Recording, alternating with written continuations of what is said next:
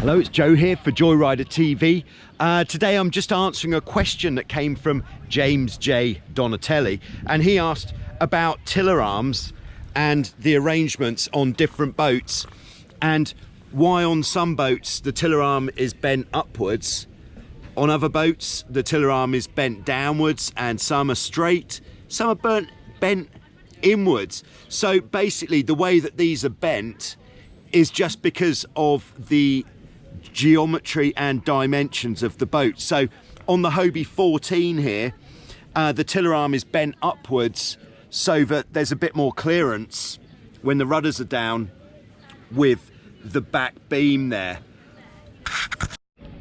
On the Hobie Dragoon here, we can see that the tiller arm is actually bent downwards, so that means that when the rudders are down, this isn't going to sit as high, and that's because we haven't got a raised back beam, so it doesn't need to be as high up.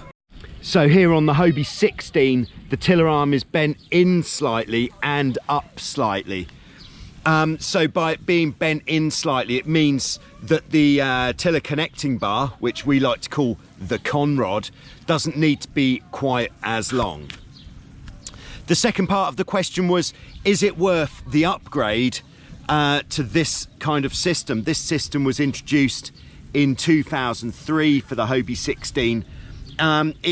With this system, what it means is you can take your conrod off a lot quicker because it's just on a clip, so that comes off in seconds, whereas with the old system it's a bit more fiddly to take off. It's two 10mm spanners to take that on or off, and then you do need to constantly be checking this every time you go sailing to make sure that the tension is right there. This system is not quite as good, but I would say there is no need to upgrade from this system to this system. Also with the newer system, the method of adjusting the length of the conrod is with a screw adjustment. So you've got a little bit more precision on your adjustment there. Whereas with the older system, there's a bolt that locates in the bottom here which stops it from moving, and then you adjust that by sliding it in or out.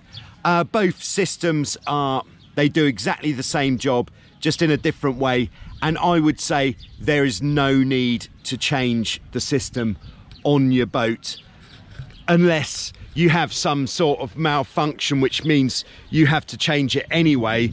Like perhaps if you were having to buy a new tiller connecting bar, then that would be the time to replace it. But to replace the whole lot, I think it's an unnecessary expense. So there we go. I hope that answers the question. Thanks for watching. I hope this has been very useful information. Thank you very much.